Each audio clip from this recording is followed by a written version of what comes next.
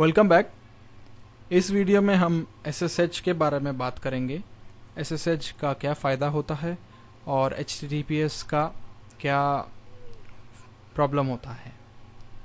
SSH use करने का ये फ़ायदा है कि आपको बार बार पासवर्ड और यूज़र नेम एंटर करने की ज़रूरत नहीं पड़ती है।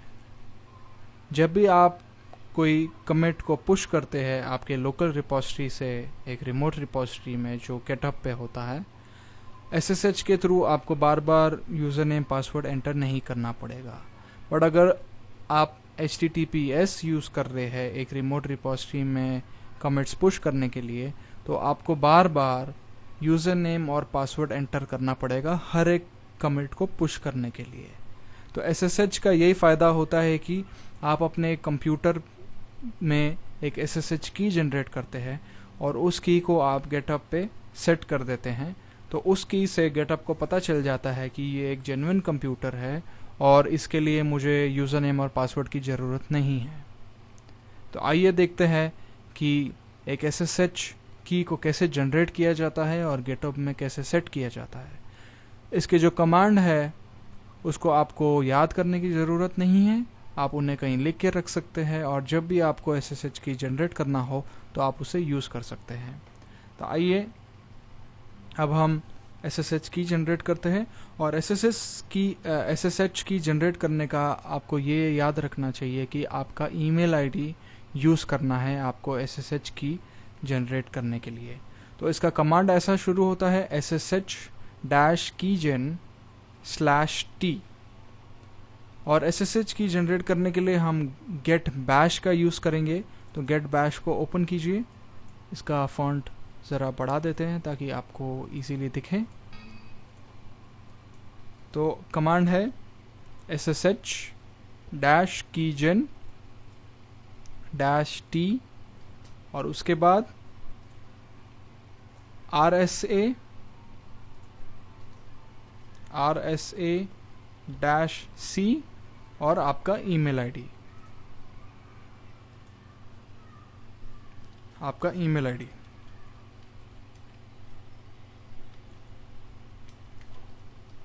और एंटर कर दीजिए। ठीक है, एंटर। वापस से एंटर कीजिए, वापस से एंटर कीजिए, वापस से एंटर कीजिए। तो आपका जो SSH की है वो जनरेट हो चुका है। ठीक है, और SSH की कहाँ सेव हुआ है? C user Windows 7/.ssh folder है, उस SSH फोल्डर के अंदर वो क्रिएट हुआ है।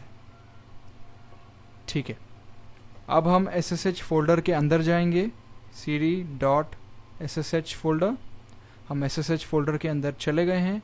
उसके अंदर एक फाइल है pub फाइल, id-rsa.pub फाइल। उस फाइल का कंटेंट हमें क्लिपबोर्ड पे कॉपी करना है। तो उसका भी कमांड है, उसका कमांड है clip। और ये जो फाइल है id-rsa.pub, उसके अंदर जो भी कंटेंट है वो क्लिपबोर्ड में कॉपी कर लीजिए। तो हम टाइप करते हैं clip और जो फाइल का नाम है id_rsa.pub एंड एंटर। अब अगर कुछ भी मैसेज डिस्प्ले नहीं होता है कमांड लाइन में, तो इसका मतलब ये है कि सक्सेसफुली SSH की कॉपी हो चुका है। टेस्ट करने के लिए ज़रा नोटपैड ओपन कर लेते हैं और उसमें पेस्ट कर दीजिए। तो ये हो गया SSH की। अब SSH की को GitHub में कैसे डालते हैं? तो आइए GitHub में जाते हैं। GitHub में जाने के बाद आपको सेटिंग्स पे क्लिक करना है। सेटिंग्स पे क्लिक करने के बाद आपको SSH कीज पे क्लिक करना है। इंटरनेट ज़रा स्लो चल रहा है तो ज़रा रुकते हैं।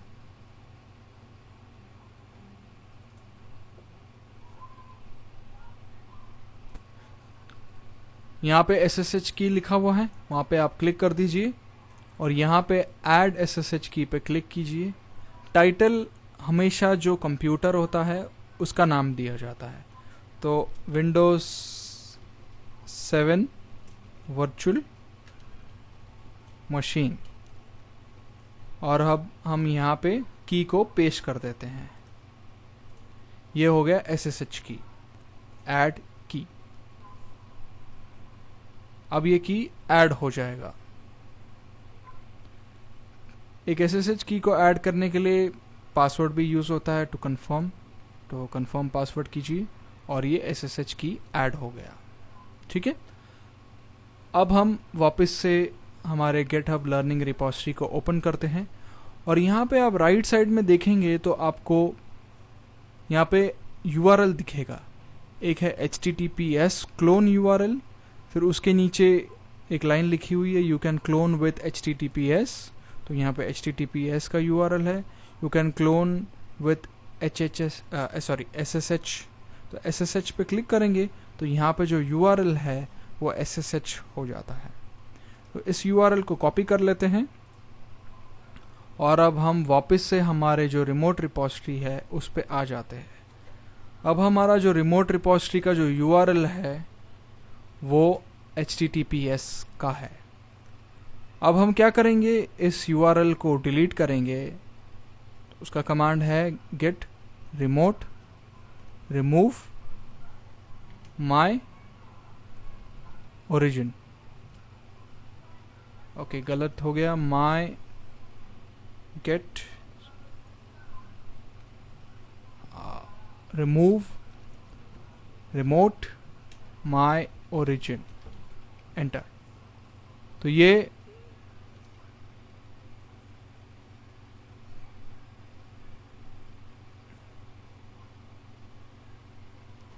get remote remove my origin, ठीक है, डिलीट हो गया। पता नहीं पहले क्या इशू हो गया था। यस, अच्छा, गेट रिमोट माई ओरिजिन हमने टाइप कर दिया था। तो जो रियल कमांड है git remote remove my origin. अब हम वापस चेक करते हैं गेट रिमोट -v। तो फिलहाल के लिए कोई भी रिमोट रिपोजिटरी इस लोकल रिपोजिटरी के साथ कनेक्टेड नहीं है। हम वापस से ऐड करेंगे गेट रिमोट ऐड माई ओरिजिन, और इस वक्त हम SSH URL को ऐड करेंगे एंड एंटर। ठीक है, अब हम वापस से इस लोकल रीपो फोल्डर में जाते हैं और गेट इग्नोर फाइल को ओपन करके ram.txt को इग्नोर फाइल से निकाल देते हैं। अब हम यहाँ आके गेट स्टेटस चेक करेंगे तो ram.txt फाइल अनट्रैक्ड है, तो उसे ट्रैक्ट कर देते हैं। सब फाइल्स को ट्रैक करने के लिए आपको गेट ऐड -all टाइप करना पड़ेगा। वापस से हम गेट स्टेटस चेक करते हैं, जो modified dot gate ignore file है वो भी ट्रैक्ट हो चुकी है, साथ साथ में ram.txt भी ट्रैक हो चुका है। तो अब हम कमिट करेंगे gate commit ram.txt file added. ठीक है, गेट कमिट -m मतलब मैसेज, और जो डबल कोट्स में है वो हमारा कमिट मैसेज है, एंटर। अब हमें कोई भी इस वक्त हमें कोई भी पासवर्ड एंटर नहीं करना पड़ेगा क्योंकि हमने SSH की एक्टिवेट कर दिया है। तो अब हम git push my origin master, enter. अब यहाँ पे ये मैसेज आ रहा है तो आप यस टाइप कर दीजिए। ये एक मैसेज आता है कि आपका जो IP एड्रेस है वो ऐड कर दिया गया है लिस्ट ऑफ नोन होस्ट में गेटअप पे, और हमें कोई भी पासवर्ड एंटर नहीं करना पड़ा क्योंकि हम इस वक्त SSH यूज़ कर रहे हैं हमारे कमिट्स को गेटअप में पुश करने के लिए। आइए अभी गेटअप पे जाते हैं। यहाँ पे अब हम रिफ्रेश करेंगे तो ram.txt फाइल यहाँ पे मौजूद होना चाहिए। यस, ram.txt फाइल यहाँ पे आ चुका है। तो इस तरह से आप SSH की जनरेट कर सकते हैं अपने GitHub अकाउंट में उसे अटैच कर सकते हैं, सेट कर सकते हैं, और आपको हर बार कुछ भी फाइल्स जो भी आप कमिट करेंगे, पुश करेंगे गेटअप पे, उसके लिए आपको पासवर्ड और यूज़र नेम बार बार नहीं लगाना पड़ेगा। तो SSH को यूज़ करने का ये फ़ायदा होता है HTTPS के जगह।